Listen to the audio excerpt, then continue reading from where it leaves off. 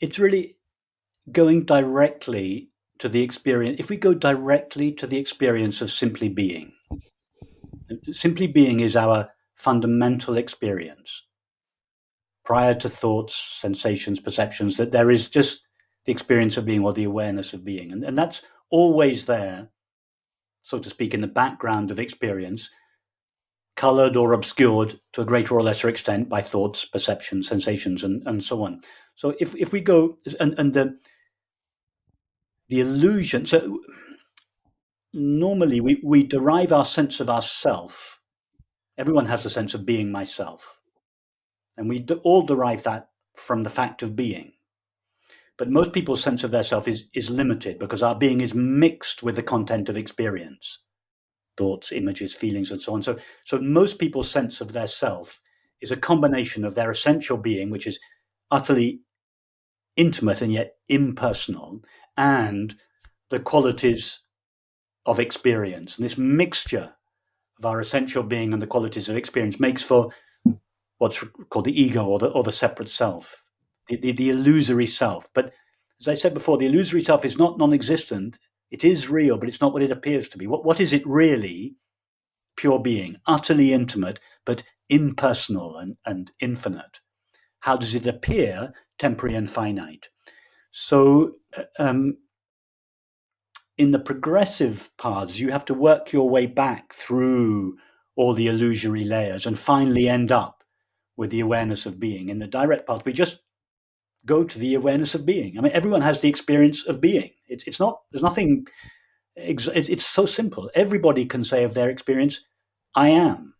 Well, all that's necessary is to take the thought I am before it is qualified by experience and just go to the experience of being to which it refers. And it is that cuts through the illusion of being a temporary, finite, separate self composed of thoughts and images and feelings. So in this very direct approach, we don't work through the illusion. We don't even investigate the illusion. We just go straight to the core feeling of being myself, or I am, just the pure awareness of being. And if we can't look at that because we are it, but as Don said, if we know that by being that. And if we just go there, and if we were to try in our feeble way if we were to try to describe that, there would be no limitations there. There'd be no qualities there. So it's that experience, if we can call it experience. It's a non-objective experience. It's that recognition that cuts through the illusion of being an ego, rather than cutting through the illusion of being an ego that leads to that experience. It's that experience. It's that cuts through the illusion of being a separate self. Now, you do make it sound very simple, Rupert, and I understand it is. I understand it is simple, but the mind does have a propensity to pop up and go, "Am I doing this right? Is this really it? How do I know?" Etc. Etc. So that's certainly been my experience. Sometimes I'm like, I'm there, and then I'm not there, or yes. So what to do then?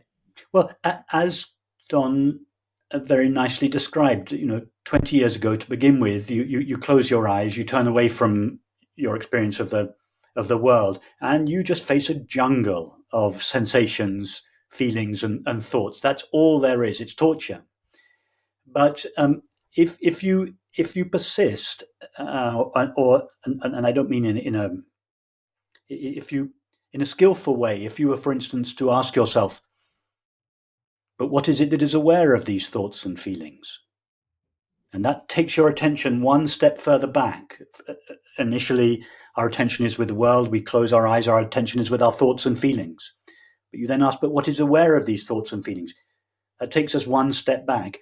And you may be only able to stay there 4 or 5 seconds to begin with before the thoughts and feelings take you away again. And then you lose yourself for 10 minutes, but then you ask yourself, but what is it that is aware of these? Or that's just one of question that you could ask. And with that question, again, you just take a brief step back. Oh, I am aware of them. These are not what I essentially am. They are what appear to me. And you keep going back and forth like that. And in time, you just find that you begin naturally, effortlessly, you begin to find yourself remaining as that in the face of your thoughts and feelings. The tyranny of thoughts and feelings lose their power over you. To begin with, they continue, but they lose their power over you. And in time, they just die down, and until it becomes quite easy.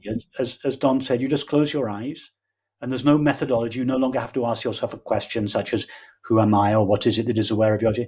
You just close your eyes, and you just go straight back to being. And then when you're walking down the street, if your attention is not required by the world, or you pay the lightest attention to the world to make sure you don't step out in front of that bus, but the rest of your attention is with being. And it is it's simple, it's easy. I agree that to begin with, there is a little bit of a battle between our thoughts and feelings, and so we go back and forth. But in time, there's less and less back and forth until we begin to feel our being is not just something we visit from time to time, but it's where we begin to live, and then we're still capable of using. I loved your description, Don. There's less and less inclination to think just randomly, but your thinking becomes a really fine tool which you use, and when you don't need it, you go back home.